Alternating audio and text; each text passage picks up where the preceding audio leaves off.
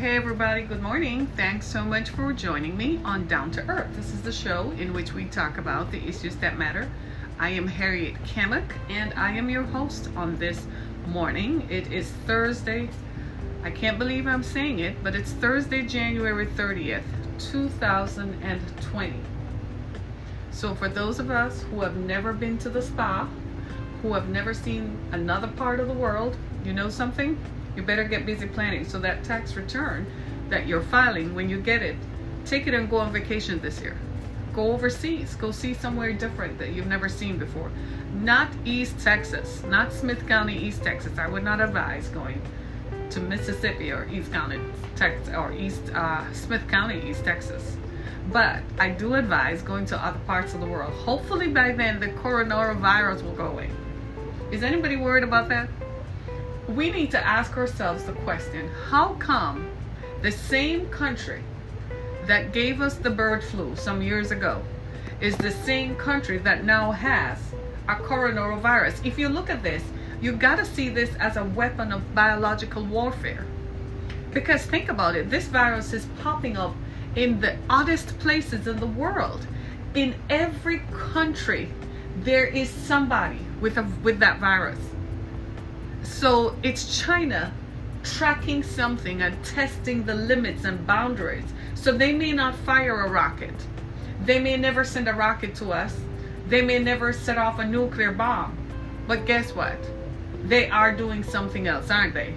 Right? Just think about it. I got a call the other day to say they found the virus in Jamaica and in other parts of the Caribbean. And I'm like, that is impossible. Those people are not traveling to China like that. Like, you know what I'm saying? It's not Hong Kong. China is not the epicenter of commerce for the world. People are not traveling to China like that. I'm like, there's something up with that. I said, no. China is spreading that virus deliberately. As for me, you ain't gonna see me go there anytime soon, right? So hopefully by the summer, that virus will go away. But I hope the government is paying attention that this is a biological warfare, because it's impossible. I was watching an interview with Bill Gates. I think it's up on CNBC. If you follow CNBC on Twitter, they have an article that showed that in 2018, Bill Gates said that we are not prepared for biological warfare. He said we're not prepared for pandemics. That means epidemics that become pandemics, right? Coronavirus is an epidemic. It apparently is something that if you even are within 50 feet of it, you get it. So let's say you go to work, like this weekend, it's a Super Bowl in Miami. Do you know how many people are going to be at risk or who could be exposed to just one person sitting in one part of the stand having the virus, right? That is China at work.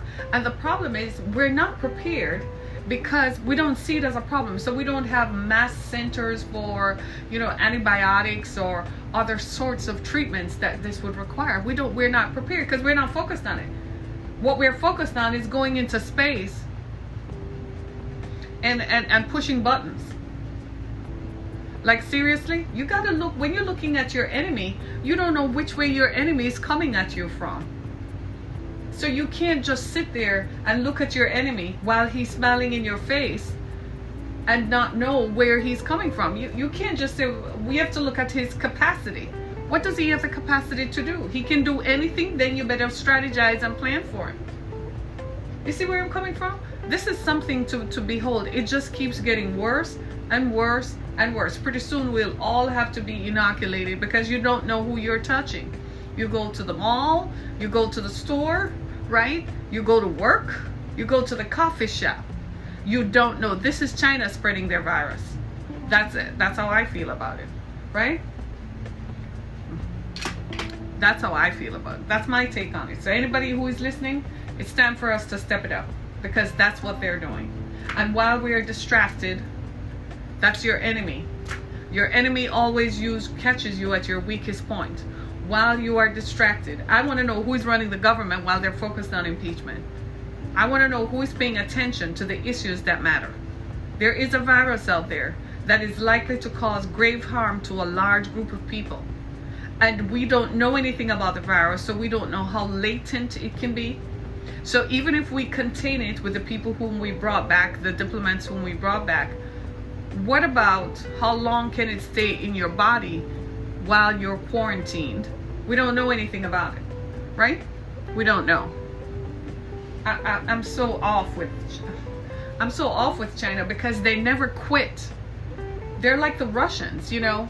While we're sitting here moving on and living our lives, and whether you want to throw a guy out of the government or whether you don't like him or not, or whatever, he doesn't do what he was elected to do, while we're focused on just being Americans and just doing what we do, they never forget that they're not the major world power. So their job is to always find us at our weakest point and try to unseat us at being what we do. That's what I don't like about them. They're sneaky. They sneak up on you and catch you unaware because they're always plotting to get to you. And they will get you when your pants are down, when you're like, really? I really just sat down and took a break. That's your enemy, and that's China and Russia. They never quit because to them, world power is everything and perception is everything. Putin wants to be the #1 guy in the world and the one who is perceived as having the most power. And China is like, you people took us for granted for centuries. We want to show you how powerful we really are. So here, take this. Can you talk to us about all the Muslims whom, the ethnic peoples whom they harvest their organs and gut them out and harvest their organs? No? Well, you can't talk to me about that because I hold you hostage with all the products and I have all your secrets. So while I was bowing down to you and saying, yes, Mr. White Man, no, Mr. White Man, I was actually learning your secrets. So we can't really do anything. So it's like, okay, well, we're not going to talk to them about that. But in the meantime, they never gave up. And they were still plotting because they are not the superpower. And they haven't forgotten that. That's a lesson for all of us. Your enemy never gives up. You can never be asleep at the switch. You always have to be on guard and focused because the enemy never quits. The minute that you think the battle is over is when you lose. The battle is never over. It's just fought in different arenas. So this is you. You're a warrior all the time. When you get 2 minutes to relax your mind, you'll be grateful for that because this war is never over, right? Because now they have a virus that they intend to use to decimate as many people as they can, and they're serious about it. And they're getting away with it because we're not doing anything about it. Because we were like, oh my God, I didn't see this coming. You were focused on launching rockets and launching a space air force. Are you freaking kidding me when you can sit here on Earth and launch rockets? So why you need to go to space to do that? You already have the space station. That's what that is. Do you see what I'm saying? So they're looking at us and shaking their heads and laughing because we look like we don't have it together, right? In the meantime, they're catching us at our weakest point. You still have a lot of people who do business with my country. So we're going to get a virus to you and see what you do. While you're worried about space, let's see what you do with that. And here we are, ladies and gentlemen, with China having a virus that they're spreading to the rest of the world. Yes, Mr. Chinaman, you heard me, right? So I'm just saying, y'all, I'm just saying. So in the meantime, the Super Bowl is in Miami. And what a beauty. It could not go any further south. Any further south, it would land in Cuba. Key West, right? So they're having a good time down there because the weather is good. So we're looking forward to a really good Super Bowl, at least a chance to not think about anything. Ironically, the Super Bowl will be like 7 days since Kobe passed away. So it's going to be kind of bittersweet.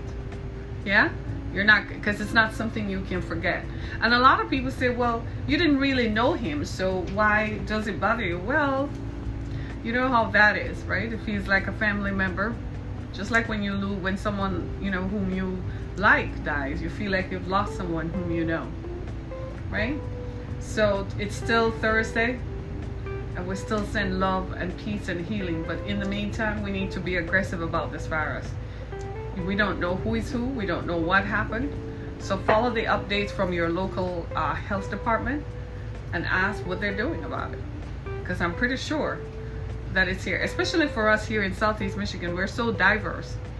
And because of the presence of the auto industry, we have a direct pipeline all over the world, right? So we need to know. So wherever international trade happens in whatever state you are, you're at risk. Believe me, you need to find out, right? So today on our show, we're going to talk about when is a car accident a crime? When is a car accident a crime? You like my shawl? It's teal and tiger today, right? So it's tiger print and teal. So it's Wear Teal Thursday, but I kind of included the tiger in it because I didn't want to put a sweater on because I am in rebellion that it's still cold and I want to wear my tank tops.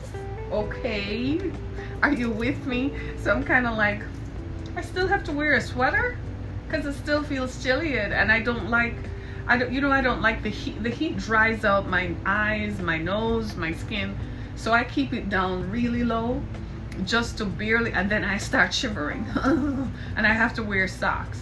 But I'd rather do that than put on a whole lot of clothes. I'm one of those persons who like to walk around my home like it's still summer outside, tank tops and all, and people are like, are you nuts? It's winter. Right? I guess I haven't given up the summer child thing, right? And the tropical in me still peeks out a little bit. Oh, one other thing too.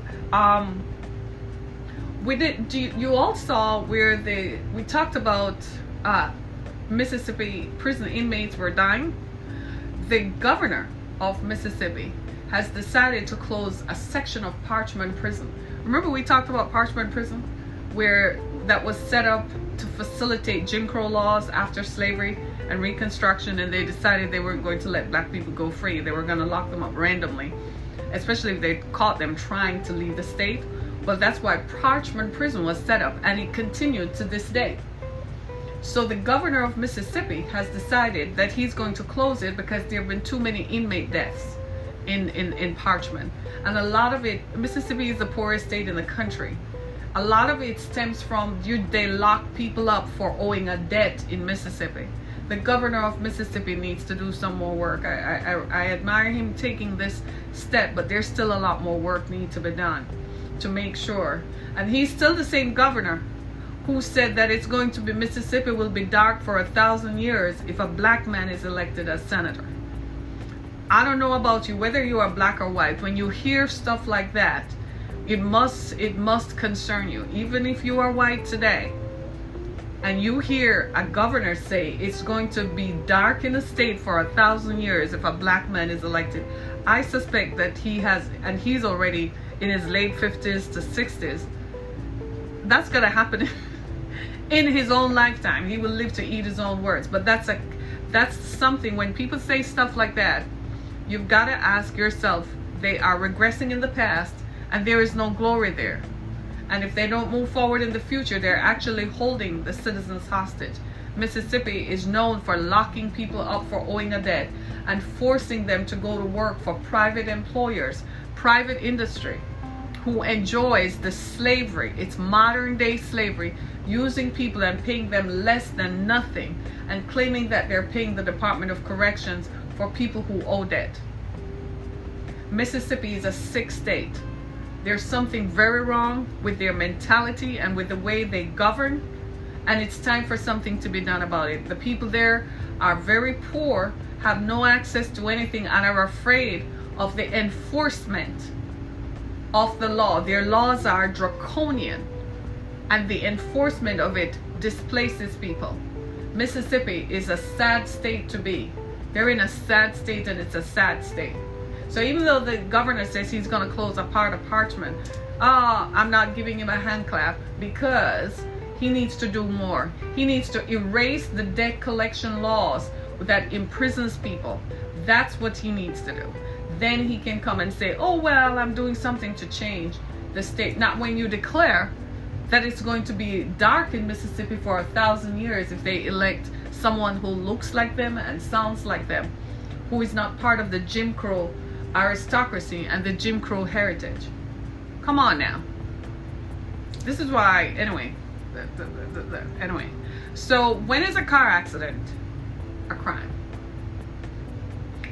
I think we need to put this into perspective, because we're all drivers, right? We're all motorists, and we got to pay attention to, I've never understood why people drive drunk. That's me. I've never understood. I don't know why the law gives a clear guideline about blood alcohol levels, but frankly, I want to know, why do I need the law to tell me that I am impaired if I know that I've had a drink? I don't understand it. And it happens, and with people who you assume would know better, or people whom you think would not do this, they are the biggest perpetrators of driving while drunk. So in this scenario that we looked at, this was a man who admitted that he had had 7 to 8 beers in a day at the time of the accident. He had already consumed 7 to 8 beers. Now, they're saying that based on his height, his weight, and so on, it might not have been an issue. It's a crime when it's intentional, yes, right? We're going there, right? But if you know that you've had 1 beer, why do you get behind the wheel to drive? A lot of people drive while they're buzzed. This is why the law enforcement community is saying they don't want marijuana to be free across the board unless it's medical marijuana, show me your card kind of thing. And people are still, because people think they can smoke in their cars and drive, but that's driving while drugged. It's just as dangerous as driving while drunk. If you are impaired in any form, why do you get behind the wheel of a car? I don't know. I don't drink, and I've never in my life drink to the point where I'm going to be impaired that I don't know what's going on. I guess I have control issues. And if I'm not in control of myself, I don't want anyone else to be in control of me, because the last time that happened, somebody almost beat me to death, right? So I have issues with control, right? And handing my personhood and control over to a drink. In this scenario, this man had had 7 to 8 beers and he went driving. He positioned himself to drive for 6 hours. And this was something that he said he does often enough. Well, while he was driving, he might have been distracted, because in today's world, law enforcement says that between our cell phones and the screens in our motor vehicles, we're driving distracted. In fact, they have a term for it. It's called hyper distraction. We're all driving sort of impaired because we're paying more attention to our phones. Accidents happen in the flash of an eye, because that's what happened to this guy. He said he saw something out of the blink of his eye, and before you know it, he was on top of a Ford Focus. He killed this young girl who was 20 years old, who had her whole life ahead of her. When the cops showed up, they determined that they didn't give him a field sobriety test. Even though he confessed to having had a drink, they did not give him a field sobriety test, believe it or not. They said he didn't look drunk, his eyes were not glassy, he didn't have slurred speech, he was conscious. After they got him out of the vehicle, he was driving. So they ruled the accident an accident. But the young girl died. Her family were not satisfied. So they pursued a case against him. Well, in the ensuing months, what happened was the Smith County District Attorney, and this is East Texas, so you already know how they are down there. They're as rabid as any law enforcement agency could be. So you don't want to get in their crosshairs, because you're not going to win. So the family of the young lady who died, they took the case to the Smith County DA, who already had issues. He was packing already for anybody. And they configured a case against the defendant. I was with them up until I discovered that one of their witnesses lied under oath. She lied. She said the man had been there that day when he was never even in the vicinity. She said he used his credit card. When he had filed for bankruptcy, they couldn't use credit cards anymore. They were using cash.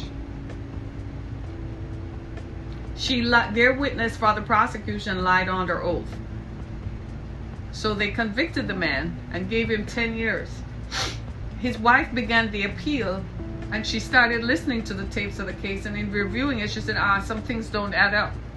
And in reviewing it, she filed a grievance complaint with the state bar, against the prosecutors in Smith County. And guess what? They won. They eventually won. They protected themselves. They eventually left and went into private practice because the scandal was too much. But they put a witness on the stand and held back exculpatory evidence that would have shown that the girl was lying. They held it back. They got it, but they didn't present it to the judge. So the judge, the DA, and everybody was mixed up. I guess everybody was caught up in the angst of the young woman's life being taken, or they were just ardent about pursuing justice one way or another. They just want to be seen. They're pursuing their own agendas. Because that judge ended up being on the high court in Texas, right? So he was already looking for his next level. So he was looking to make a case and a reputation. You got to be careful when you get in the crosshairs of people who are looking to make a case and build their reputation on your demise, build their reputation on your mistake. The man in this story made a mistake, but he was accustomed to making that mistake. The mistake he made was drinking. Do not drink and drive. He drank, and then something happened and he thought he saw something out of his eyes. So according to the law says you're intoxicated because you don't have normal use of your mental and physical faculties. Isn't that reasonable? That's very reasonable, don't you think? We're all nodding our heads like, absolutely. If you don't have normal use of your mental and physical faculties, then do you really know what's going on around you? Probably not. Well, that's exactly what happened to this guy. So he thought he saw something out of the corner of his eye. He later said it was a deer, but the traffic cams didn't show any deer running around there. So what did he see? He was distracted. And he was impaired because he had had 7 to 8 beers. So he didn't have normal use of his faculties. Is that a crime? Hell yes, it is. It is a crime. Someone died. That's what makes it a crime. Now, the law is clear, right? It says that if it's intentional, in other words, if you're driving down the street and you're using your vehicle with the intention of hurting someone, that clearly is criminally negligent homicide, clearly. But if you are driving impaired, but it's not enough to read on the spectrum of blood alcohol levels, is that still a crime? Hell yes. If someone died, if you just hit the car, then insurance is going to pay for the expenses to repair the vehicle or replace the vehicle. But life is neither repairable or replaceable. So if you are driving and you hit someone, you are criminally negligent. I am just saying, when we get behind the wheel of a car, put the phones down, put the screens down, and definitely don't pick up the bottle. Like this Sunday, get off the roads. Because after the Super Bowl, everybody will be buzzed.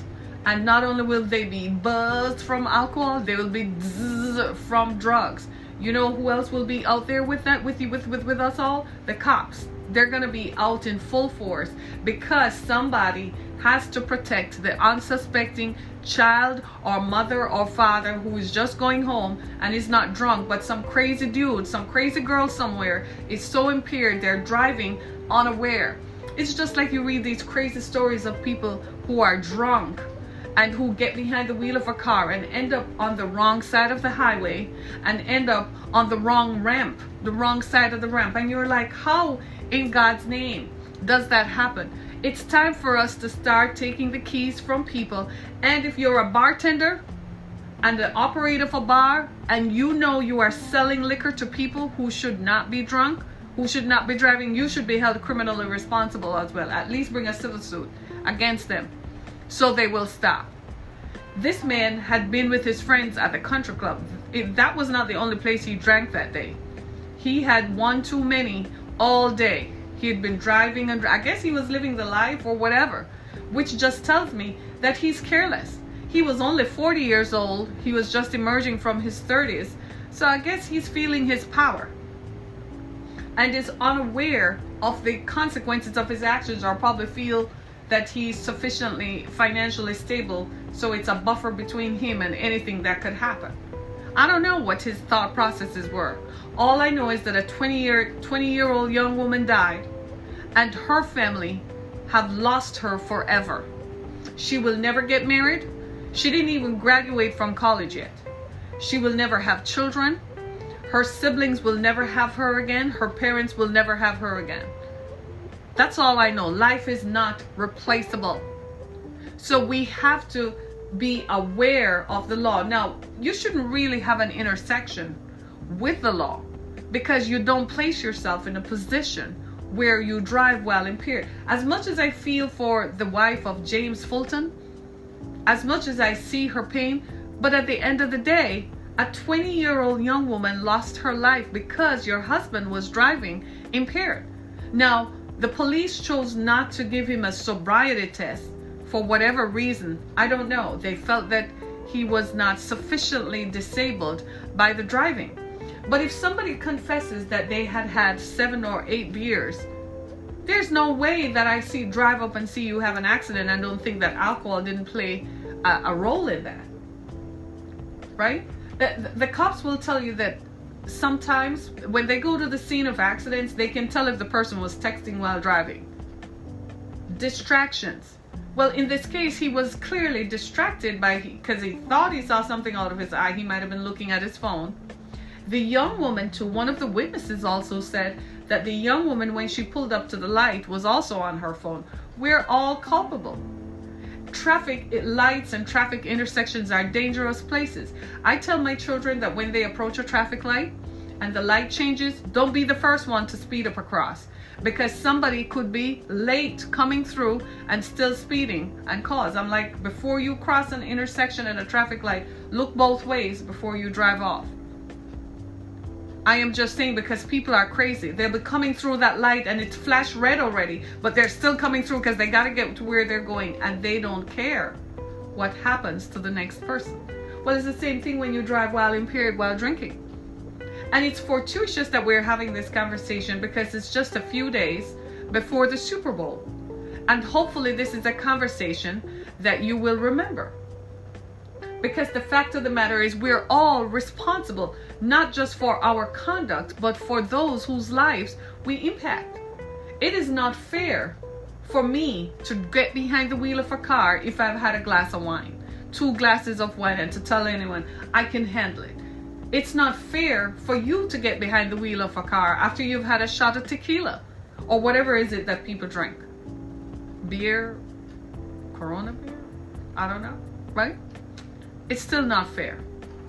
Because when you kill someone, when you're driving and your impairment and your impaired driving causes the death of someone else, that life is gone and snuffed out forever. You have irrevocably changed the course of other people's destinies and life. It's not fair. I suspect the man in this case, James Fulton, he got out of jail. He did get 10 years and his wife appealed it. And the appeal stood up because of the witness who lied, right? The prosecution did not disclose that they knew that what the witness claimed to happen didn't happen. So the wife won it on appeal. But that's not going to be the end of his story. He has to live with the guilt for the rest of his life that he killed someone. And he knows why, because he had had 7 to 8 beers that day. When the cops stopped him, he did confess that he had had a few beers, but their ceiling for drunkenness must be so high because they said his eyes were glassy. So they are so accustomed to seeing people drive drunk that they know. And I know there are cops who listen to my podcast. I know there are cops there, and you have to put yourself in the shoes of the people who survive these things. The people who have to show up, the first responders who show up, and the families who have lost someone. That young woman had a loving family, right? Her family members mourn her because she was valuable to them. I suspect if your life is valuable to you too, guess what you won't do? You won't drive drunk. You won't drive buzzed. You won't go get high and drive. People, can we just be more conscious of others? Even if you don't feel responsible for yourself, can we at least just be more conscious of others? Can we sort of make it so that you are a little bit more empathetic. I simply don't get it. I need someone to help me understand this. So this is Smith County, East Texas, and it's the rise of the South, and they never really got over not having slaves, right? They still find a way to be draconian in their laws. They still have that slavery mentality, that enslavement of people mentality that makes their laws so draconian that they still exact punishment. Even when one kind of punishment is enough, they still kind of bring the full weight down on people. The people in the South who are the leaders in the South, the political and civic leaders, probably need to go on vacation and go to a spa a little bit more often. Perhaps do a little yoga more often. It will take the brunt off, yeah? And relieve some of the stress that they feel that they have to win for their ancestors who had lost because of slavery. When slavery was repealed, they felt like they have to make it up to their ancestors. So that's got to be the reason why. Let me just help you out a little bit. Abraham Lincoln didn't free the slaves because he was a nice guy and he was a nice white man. Abraham Lincoln freed the slaves because he needed the slaves to go beat the South and win for the Union Army. Let's just be clear. He didn't free the slaves because he thought slavery was an abomination to humanity. He needed freed slaves to join the Union Army so they could outnumber the Confederates in the South. Let's be clear. So for those people who keep saying Lincoln was a liberator, nah. He still didn't see black people as equals to white people. He didn't see black people as valuable. So you all need to cut that out. Okay? Let's just put it what it is. We have the benefit of history now. So when you read it, you need to read it and read all of it so you can form an opinion based on the facts, not on some emotional situation. Because often that's what we do. We attach emotion to it because we want to believe that everybody is not bad. Well, there are people who simply don't agree with you or they don't value you. And in that day and time, there were more than enough people who didn't value. There was racism in the North. They just didn't use the Jim Crow laws of the South to perpetuate it. But racism still existed in redlining and fights at factories to make sure black people did not work and get the same pay. That's how come we had unions. So let's just be clear and call it the way it is. The South still has a problem. Even with its own people, the laws are still draconian. A guy, I read it in the same story I read, a guy drove drunk for one thing and they gave him 16 years. He didn't hit anybody, he didn't do anything. He just had a beer in the car and they gave him 16 years. Like, seriously? Do you have discretion? Right? And so we need to come to this, have this come to Jesus moment about our own culpability in some of these vehicular traffic incidents that occur. You know, we shouldn't go through on the yellow because it's going to flash the red. There might be a cop right behind us, so you know you're going to get a ticket. You know we shouldn't drive while we are buzzed. Why do we still continue to do it? I don't know who this message is for, but it's for someone. And you probably do it all the time. Just recently, at the beginning of this year, right here in Metro Detroit, driving up the Lodge, somebody did the same thing. He came from some bar downtown and went the wrong way. He went north in the southbound lanes. He killed someone and continued driving, y'all, and hit another vehicle until they disabled him and pushed him over to the side until the cops got there. Did you hear me? He was so drunk he didn't realize he was going north in the southbound lanes. How? They're going down like phew at 70, 80 miles an hour. And you didn't realize that the sign you were reading said south? Seriously, impaired driving. Just a few weeks before that, something similar happened. A representative from Ann Arbor, she is a state representative, got behind the wheel of her car and drove from downtown Detroit on I-75 to Auburn Hills. People began calling the police because she was weaving in and out of traffic. Luckily, no one died. Do you know she drove for 3 miles with the flashing lights behind her?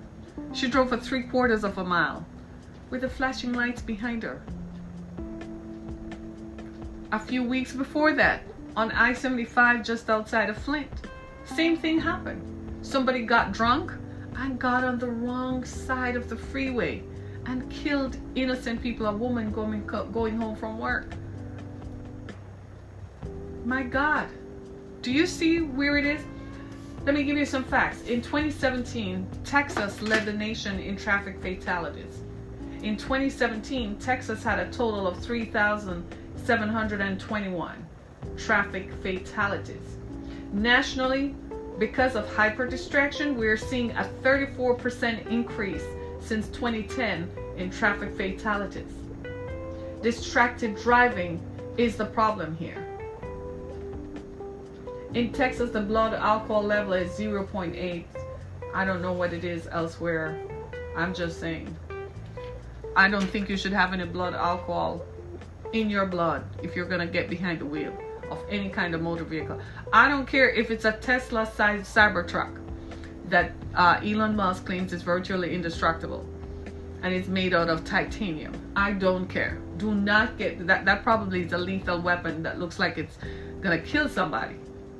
I don't know what Elon was thinking, because remember they used to make vehicles out of steel and stuff, and when traffic accidents happen, they used to kill people off, so they made them lighter so they're more fuel efficient, but also they wouldn't kill people off so badly, right? So I guess he took all that into consideration. But drunk driving is drunk driving. Buzz driving is buzz driving. Driving while distracted is driving while distracted. How many of us have driven down the road and seen people texting while driving? And in today's world, our phones connect to our vehicles. And if you don't have this synchronizing thing going on, then you can sync it with an auxiliary cord. They still work. So that means your phone, you can answer the phone remotely, or you can wear a Bluetooth device. Because let's face it, life still happens, right? Your children might be calling you, your spouse might be calling you, your parent might be calling you, your boss might be calling you, your doctor might be calling you. Jeez, right? But let's face it, that what about when you are not in collection of your full self? Because that's what happened in the story. I guess the county prosecutor was trying to say, if he had been in total if he had total connection with his faculties and had total control over his thinking and his thoughts, then he wouldn't have been distracted and he would have seen the young lady coming. She was not, and here's the sad thing about it. She was not wrong. She was not wrong. She wasn't driving drunk, she wasn't wrong, she wasn't doing anything. She was actually, her family were actually waiting for her at home to come home and have dinner. So she was not wrong. He was. And the intersection where it happened is an intersection renowned for causing traffic fatalities. We have these things all over the country, and for some reason local municipal authorities are reluctant to do things about specific areas in their community where traffic fatalities frequently occur. There's usually a very good reason for it. Lord God, just fix it, will you? After she died, they did put up some barriers to slow it down, the traffic as it passes through that intersection, but it was a little too late. Would you believe that 2 weeks after she died, there was another accident there with a man, a 70-year-old guy driving his Corvette through it, probably feeling himself and stuff. And driving through there, he lost control of his vehicle in the same intersection. Probably pressed the gas and it took off, but he didn't expect it. I don't know. Have you ever been in a Corvette? I have. It's pretty scary. I don't like I said, I don't like things that I'm not in control of. And I don't trust motor vehicles. I don't care how you advertise it and say it is the best thing since sliced bread and so on. To me, stuff happens. So I don't rely on them. I see people driving their vehicles as if they actually believe the salesman when the salesman told him it can stop on a dime. And I'm like, did he tell you when it stops on a dime that it's going to spin several times? Did he tell you that it's icy, it's going to still spin on ice and veer to the left?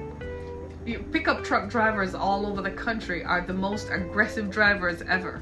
They tailgate people, they push people over, they squeeze in between because they actually think their vehicles are virtually indestructible. And I'm like, dude, if you really slap your vehicle real hard, it's going to dent, right?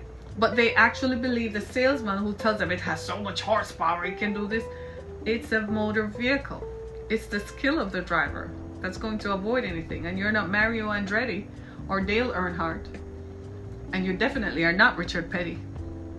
So, and you're not on a closed course. So, take it under advisement. So when the salesman is telling you that this car is virtually indestructible and you can do this, you need to understand he's selling it to you to make the sale. That's not really how it works on road conditions. And that's not how it works in the twinkling of an eye. I really feel for the family of this young lady who's 20 years old because she's never coming back. The accident took place in 2017. So this year, in December, will be exactly 3 years. So it will be 3 years. She never came back.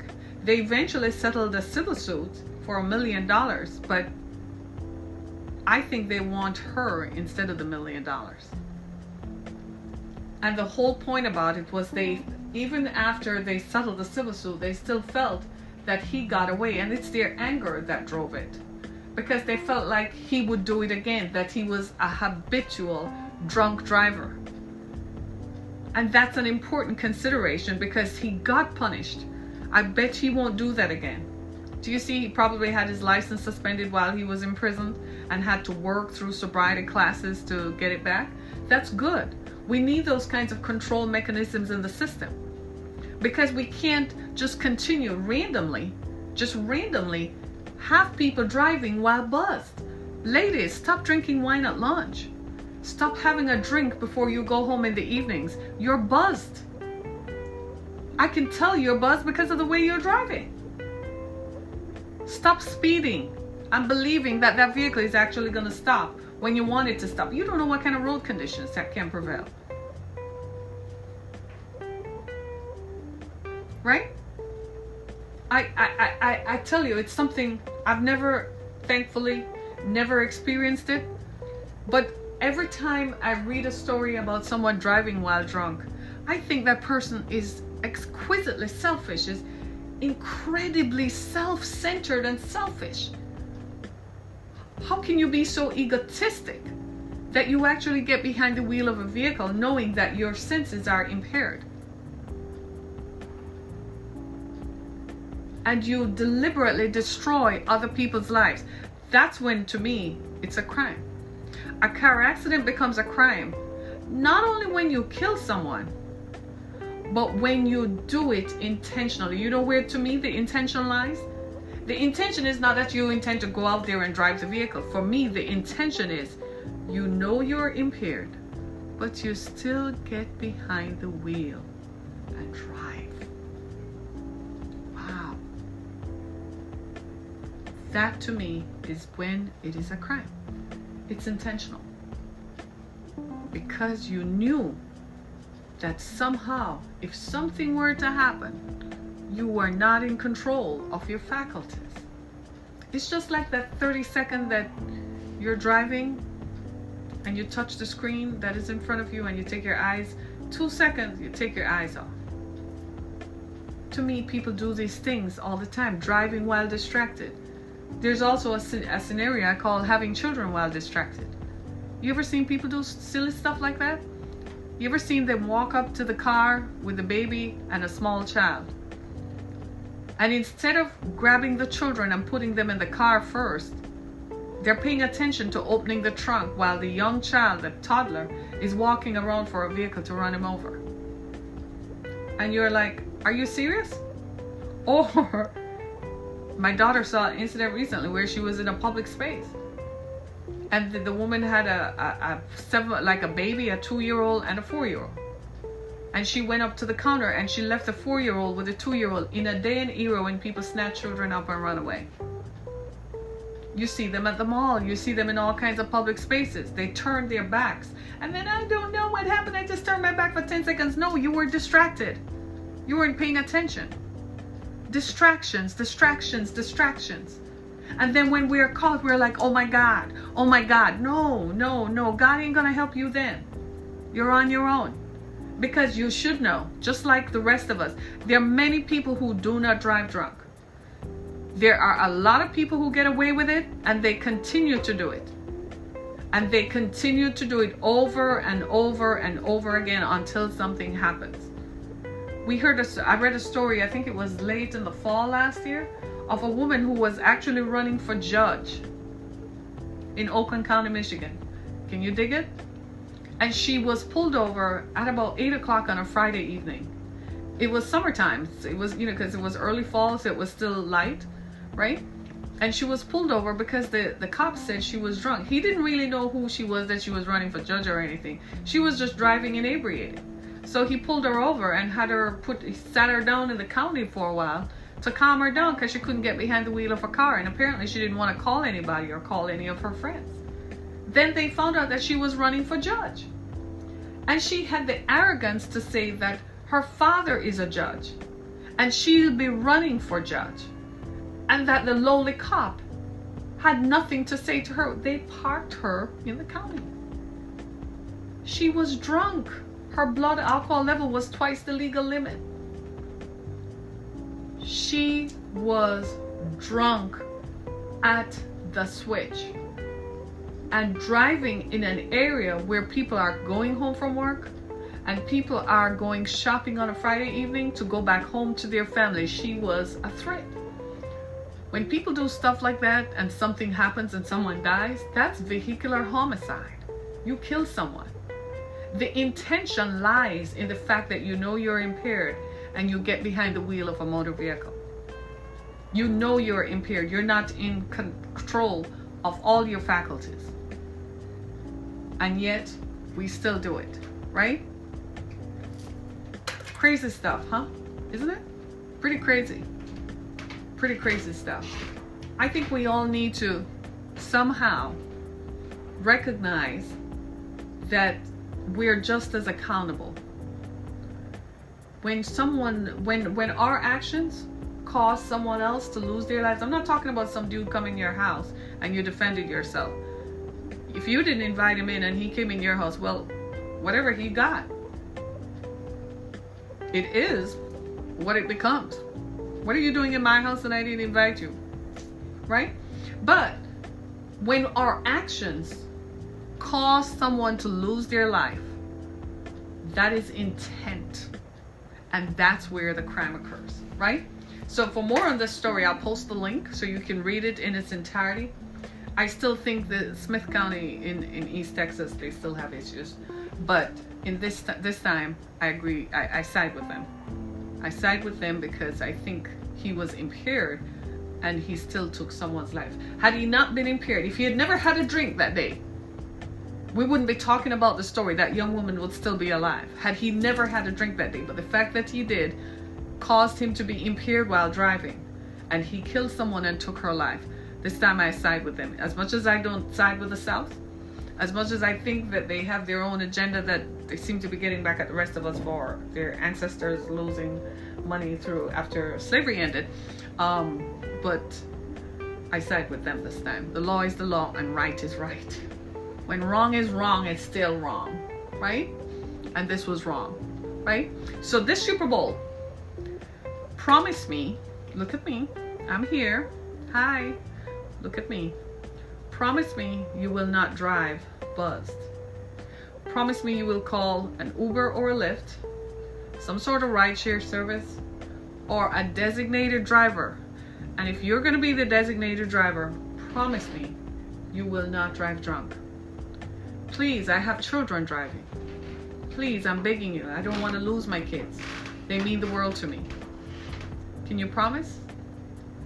Thank you. Right? If this message has been a blessing to you, go to my page on Anchor FM, click on support this podcast, as well as go visit my other stories on Spotify, Spreaker, Breaker, Apple Podcasts, Google Podcasts, Podcast Addict, Blog Talk Radio. You can stream us anywhere. We're on YouTube, so you can visit previous episodes that we have talked about. Today's Wear Teal Thursday. So Thursdays are Wear Teal Thursdays. And pray for me that I can continue to find more teal colored clothing. I have 2 daughters and they don't have mercy on me. No, it doesn't work. When it comes to clothing and jewelry and stuff, they're like, oh, Mom, please. And they leave me alone, and I kind of just am left with, I'm lucky if I find something, right? But I love them dearly. So I ask you, just as I want your children to be protected, I want mine to be protected from drunk drivers. I never knew what it felt like as a parent until I had to place my children, the most precious and valuable things in my life, to put them behind the wheel of a car. I still ask myself if I'm okay. I still ask myself if I need to have my head examined. But they grew and they grew up, and it's best for me to teach them. So now they're out there at the mercy of everybody else who drives. So please consider that this Super Bowl promise.